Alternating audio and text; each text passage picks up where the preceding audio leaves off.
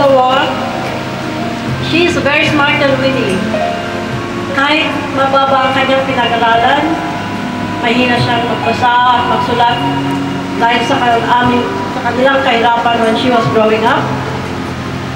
This is what she does. No one can do it. Hindi nga namin kayang gawin ito. When she goes to the market, my father would account for each price of each item. Pag namalay siya, siguro mga 50 items yan. She would account every penny. My dad would account it, isusulat niya yun, i-add up niya. But my mother would finish adding that up before he could even finish. Isn't that amazing? Wala siyang pinag-aralan, but she can do that.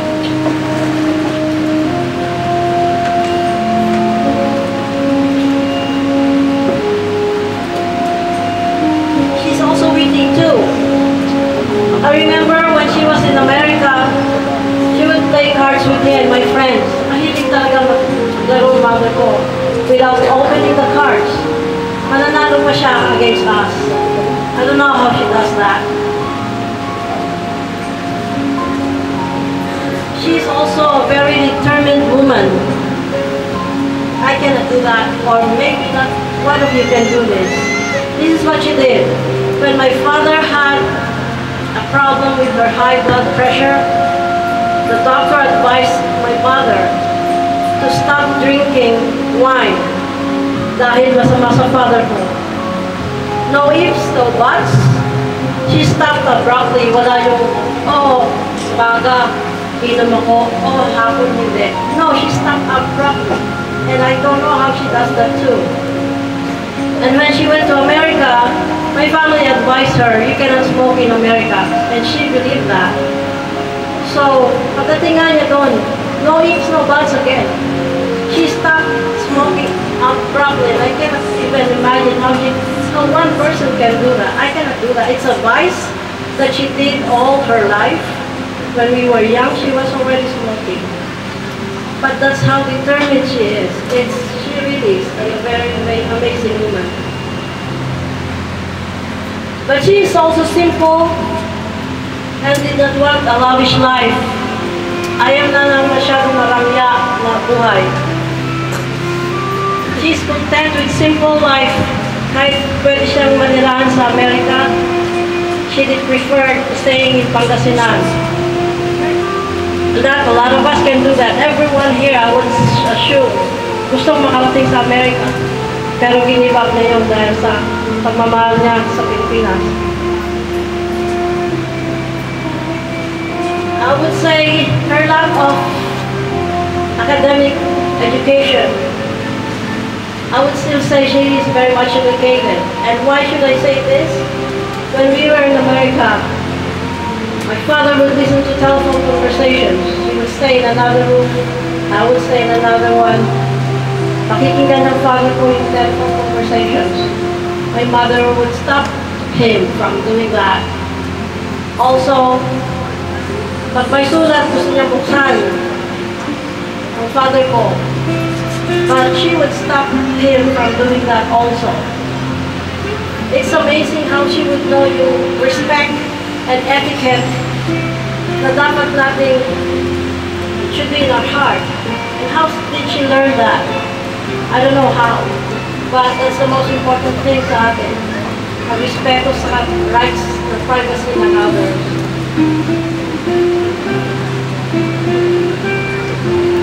I guess that all summarizes it. Nanay, thank you for what I am right now. Whatever I am right now, I learned it from you. Thank you for being my mother. And forever, I will treasure you in my heart. Marami rin nakakaalam. Laki kami kay Lola. Yung brother ko na nasa Saudi, hindi nakauwi. Kaya nag-send na lang siya ng message at babasahin ko para sa lahat.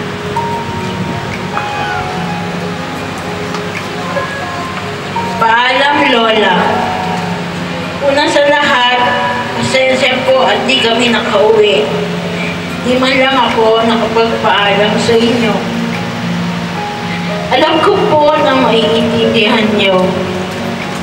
Pero sa isang banda, parang mas maganda na ang maalala ko kayo sa inyo ay iyong lola ko na masipag at mapagmahal. Salamat po sa inyong pagmamahal at pag-aalaga sa amin ng inyong mga apo. Malungkot kami ngayon pero masaya na rin dahil wala nang masakit sa inyo at kasama nyo na si Lolo at mga anak nyo. Mula po sa amin dito sa Kingdom of Saudi Arabia, paalam po Lola at sana po ay patuloy nyo kaming gabayan. Regards po kay Lolo at kay Uncle Rod. We love you, Lola. Nagmamahal, Arman, Juliet, RJ, Julia, at si Julian.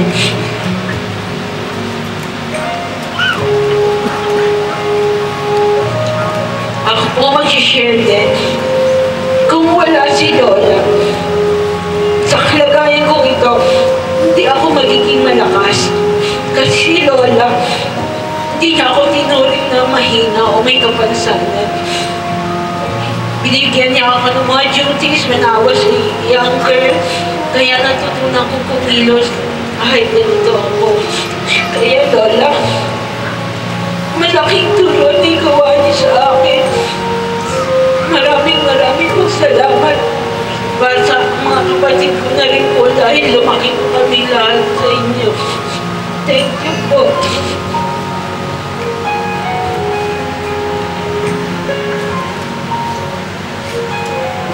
Aking din po inanayahan dito sa harapan upang magbigay ng mensahe at pasasalamat si Mr. Ben Taliso. Papasalamat na kayo yung ginagawa sa amin.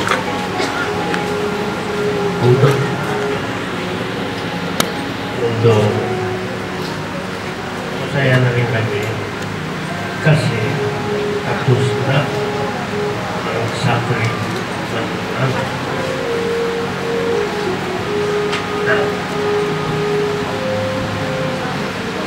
I think Sister Julie, Cheryl, at wala na rin ang pasensya ito sa kinsa. Maraming salamat. Unfortunately ito, hirap up. At the same time, nakisaya rin. I'm hoping that your life ay masaya na.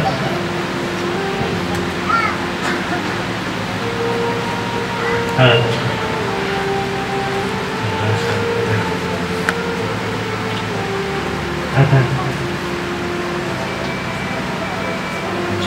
Kuya, thank you very much. Aking din po inanayahan dito sa harapan upang magbigay ng mensahe at pasasalamat si Mrs. Arsenia Samson.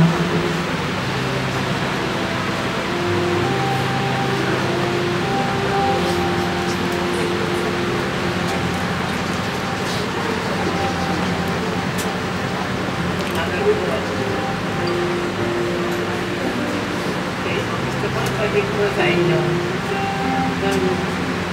nung nagpunta ako una sa Amerika, nagsinungaling po ako sa nanay ko na nasa Kalamba lang po ako na nagtitig na nung kamatis ko tuwing tatawin ako tuwing tatawin ng nanay ko ako sa mga kasama sa bahay. Ang dami nilang pinadahilan, bakit wala pa ako. Kasi ano na lang ang sinasabi ng alibay para pagpatiwala sila. Kung minsan naniniwala, kung minsan parang hindi. Sa loob ng 6 months na wala akong ngayon, talagang pinangatawanan nila ang pagsisinungaling. Kaya nanay, sorry po. Sinungaling po ako. Mahal na mahal po yung nanay. At nagpapasalamat din po ako na hinintay niya kami itong pag-uwi namin dito. Kala ko po aalis na siya na wala pa kami ng asawa ko at yung anak ko gusto. Salamat nanay. At sa last minute, your last birthday, talagang nasaksihan ko pa. Kaya hindi na nangyari mo all sa tatay. I'm very blessed with that. Kaya, salamat po. Wala na.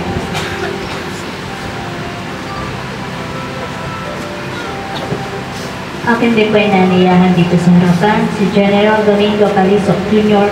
upang magbigay ng mensahe at pasasalamat.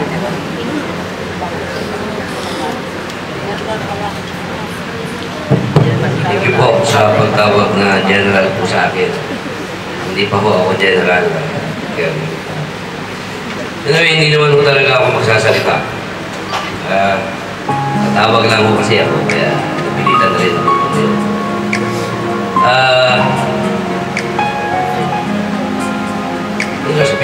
I share the same thoughts with my sister. Yeah.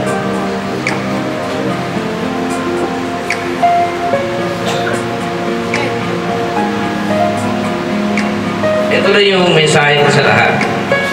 Kung si nanay buhay ngayon at iyayabang niyo yung magkakapatid dito sa inyo, nanonood po ngayon, she will stand strong, stand on sa lahat. Pinalaki kami na ganito.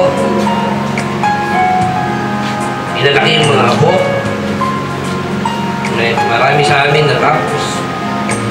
At siguro natutunan namin sa kanya lahat ang disiplina. Yun siguro. Ang maraalam kasi lagi akong pinapalo ni nanay. Sinturon kay tatay, chinelas kay tatay. Yun nakakatakot kasi halos araw-araw siya yung alam kong magdidisiplina sa akin. Kaya may colonel, ako lang po, puro sundalo kami. Yan napakahirap pagpalaki o pagpalaki ng mga sundalo. At sa mga pinsan, mag-anak, nakita nyo naman kami. Siguro naman na kasama nyo kami o kasama ko kayo, lahat kayo na maganda ang aming kalagayan ngayon sa aming mga magkakapatid at kasama na ang mga apo. Sa totoo lang, naiingit ako sa mga apo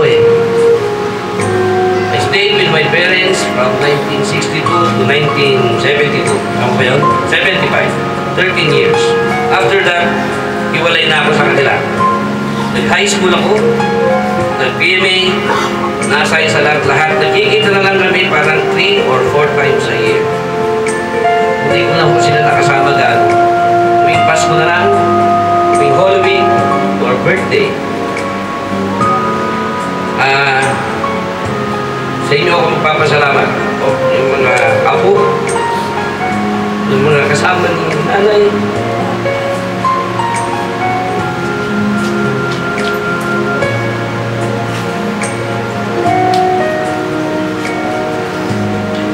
Hindi ko kayo makakalimutan, mga apo ni nanay.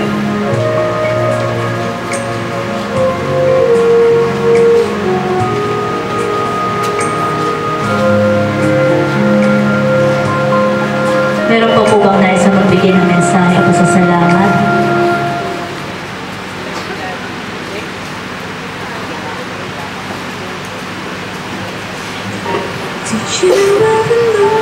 Ako po yung asawa ng panganay na naunang umalis na. Just to say sorry, Nay. Sorry po for the last 5 years na nagsinungaling ako na ang asawa ko nasa Baguio lang. Hindi niya alam 6 feet below the ground na matagal na. Para lang baka makasama pa sa kanya na malalaman niya wala na siya. Pero on the last days, naibulong ko rin sa tenga niya na patawad na ay patawad po sa pagiging sinungaling. Yun lang po. Maraming pong salamat sa lahat sa inyo.